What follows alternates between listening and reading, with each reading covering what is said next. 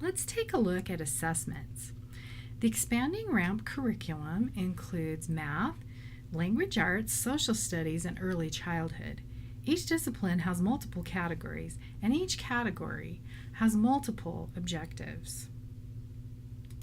The objectives are organized into over 1,000 learning targets set up in both iOS and Android apps.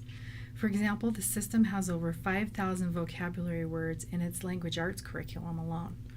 All learning targets are 1-minute assessments that function as both formative assessments and practice opportunities.